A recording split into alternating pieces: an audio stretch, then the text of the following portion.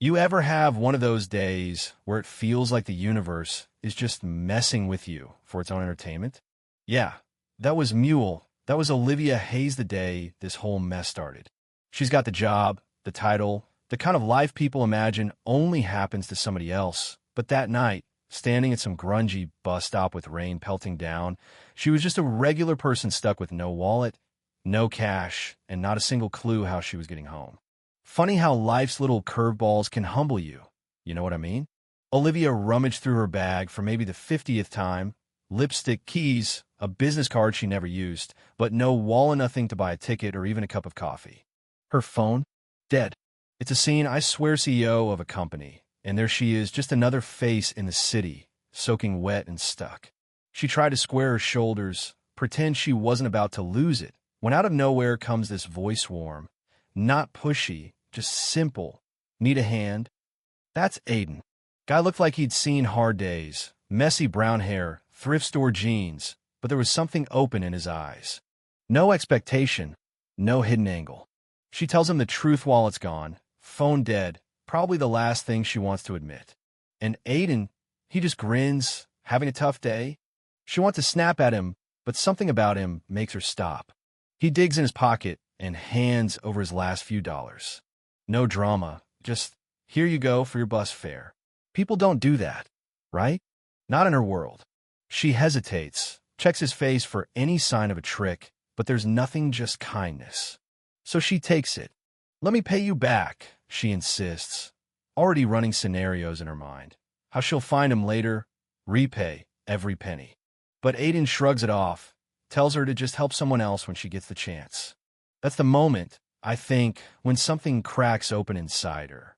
The bus pulls up, she gets on, and through the blurry, rain-streaked window, she sees him just standing there, watching the bus drive away, probably not realizing he just bailed out a woman who could buy the whole damn bus company if she wanted. Next morning, Olivia is in her top-floor office, world spinning as usual, but her mind keeps wandering back to that stranger from the night before. Her assistant buzzes her, meetings are starting, but it's like half her brain's still at the bus stop.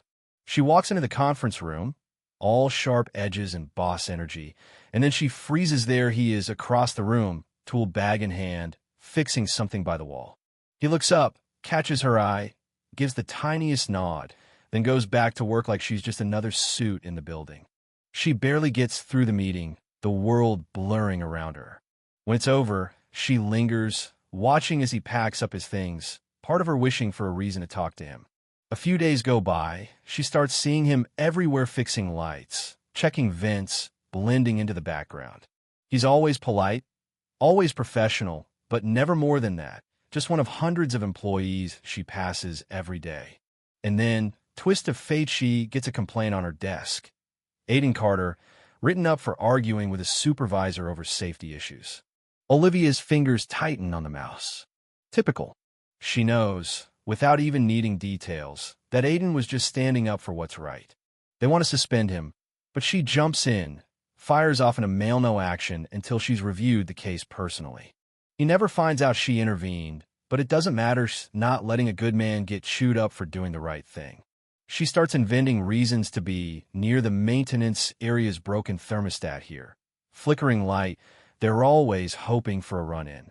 And every time, he comes by, helps out with a grin or a quiet joke, never treating her like she's anything special. One day, standing by that stubborn thermostat, she grumbles, "This thing hates me," and Aiden just teases, "Maybe you pressed the wrong button." She fires back, "I think I know how to use a thermostat. Thank you very much." And he just smirks, resets it, hands her back her perfect corporate comfort. "I'll put it on your bill," he says. It's the first real laugh she's had in a while. She learns about his life in bits and pieces, how he works 2 jobs, how he's taking care of his little sister, how he once wanted to be an engineer but never had the shot. He never complains, just takes what life gives him, makes the best of it. It drives her nuts sometimes, but she admires it too.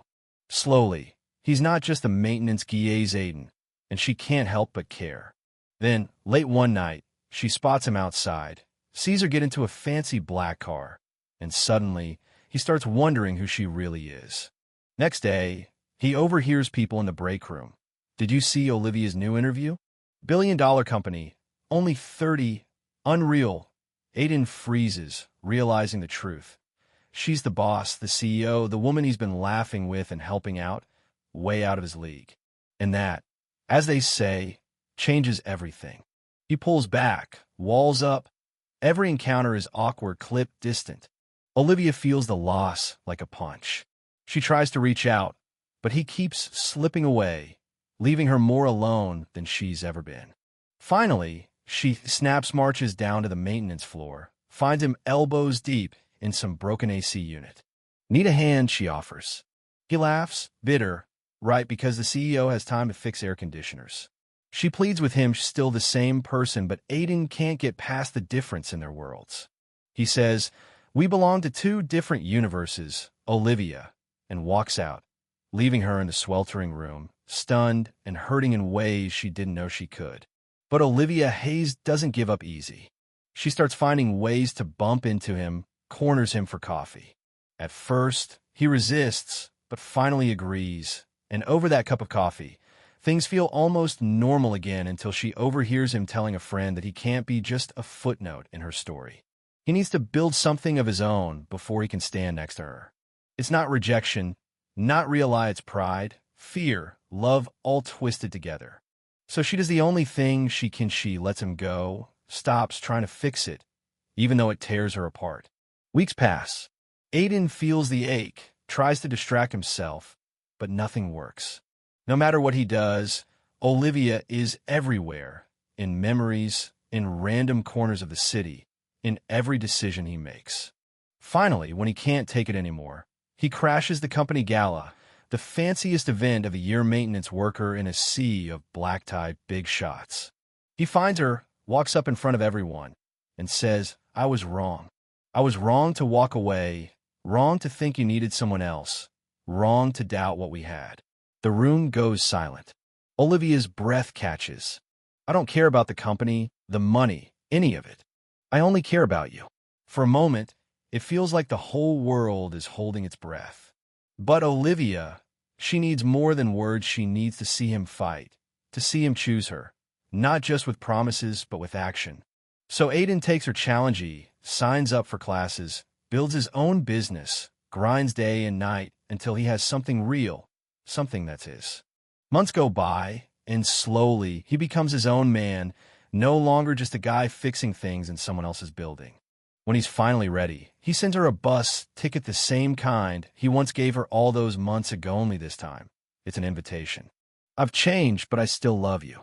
She runs to him, finds him waiting at the old bus stop, and throws herself into his arms. The city spins around them, but none of it matters. "Took you long enough," she teases.